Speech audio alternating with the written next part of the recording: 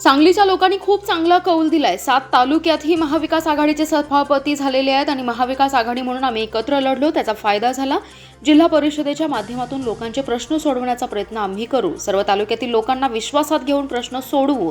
दिवंगत बहीण भारतीताई यांच्या मुलाला जिल्हा परिषदेत सदस्य करून आता उपाध्यक्षही केले। हा आनंदाचा क्षण असल्याची प्रतिक्रिया काँग्रेसचे नेते आमदार विश्वजित कदम यांनी दिली आहे।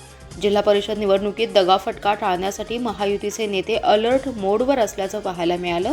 काँग्रेसचे नेते विश्वजित कदम यांनी अध्यक्ष उपाध्यक्ष निवडून येईल, स्वतः उपस्थित रहा, मोबाईलवर व्हिडिओ रेकॉर्डिंग सुरू केल्याचं चित्र होतं। नेत्यांना अलर्ट पाहून उपस्थितांनी आश्चर्य व्यक्त केलंय। दरम्यान मुलगा जिल्हा परिषद उपाध्यक्ष होताच वडील आणि मामांनी सभागृहात जल्लोष केलाय। ऋषिकेश लाड यांचे वडील महेंद्र लाड यांनी सभागृहात शिट्ट्या वाजवल्या, ते विश्वजित कदम, खासदार विशाल पाटील यांनी एकमेकांची गळाभेट करत जल्लोष केलाय। मुख्यतः सांगली जिल्हा हा पुरोगामी विचाराचा जिल्हा आहे आणि स्वर्गीय यशवंतराव चव्हाण साहेब, स्वर्गीय ज्येष्ठ नेते वसंतदादा, स्वर्गीय राजाराम बापू असतील, स्वर्गीय पतंगरावजी कदम साहेब, स्वर्गीय आर पाटील साहेब, अशा एक काँग्रेस पक्षाचा, काँग्रेसही हा जिल्हा म्हणून मानला जातो आणि नुकत्याच पार पडलेल्या जिल्हा परिषद पंचायत समितीमध्ये सुद्धा खूप चांगला कौल हा सांगलीच्या लोकांनी हा स्थानिक स्वराज्य संस्थांच्या निवडणुकीत हा महाविकास आघाडीला आणि काँग्रेस पक्षाच्या विचाराला दिला, हे स्पष्ट दिसून आलं।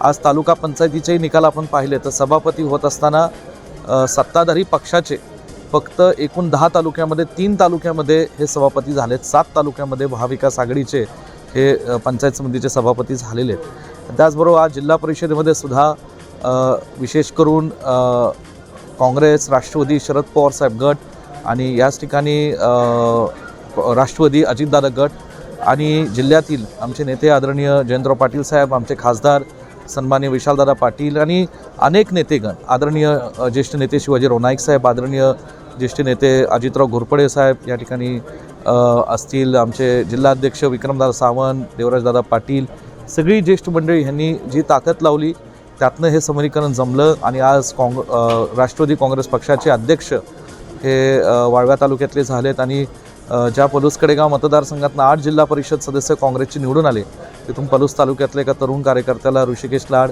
ह्यांना उपाध्यक्ष करण्यात आलं। त्याबद्दल मी जिल्ह्यातल्या सर्व महाविकास आघाडीच्या सदस्यांचाही आभारी आणि लोकांचे आभारी। खरं सांगायचं म्हणलं तर काँग्रेस पक्ष म्हणून या जिल्ह्यामध्ये विशालजी पाटील आणि आम्ही आमच्या काँग्रेसच्या उमेदवारांना उभं केलं, ताकदीने आम्ही लढलो। त्यामध्ये कार्यकर्त्यांचं खूप मोठं यश आहे।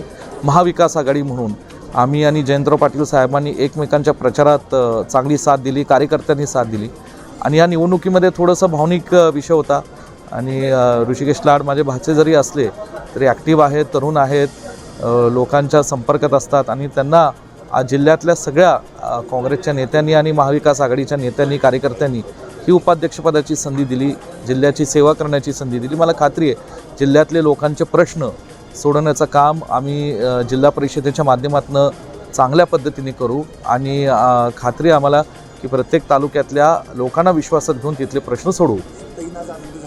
निश्चित स्वरूपात आज भारतीताई असती तर हे आनंद मोठा असता आणि एक भाऊ म्हणून मलाही आनंद आहे की आज म्हणजे त्यांच्या मुलाला, माझ्या भाचाला आज सदस्य केल्यानंतर उपाध्यक्ष करण्यामध्ये मला आणि आम्हा सगळ्यांना मोठं यश मिळालं। त्यामध्ये जयंतराव पाटील साहेब, विशालजी पाटील आणि पुन्हा एकदा सगळ्या जिल्हा परिषद सदस्यांचं जे सहकार्य मला मिळालं त्याबद्दल मी त्यांचा आभारी आहे।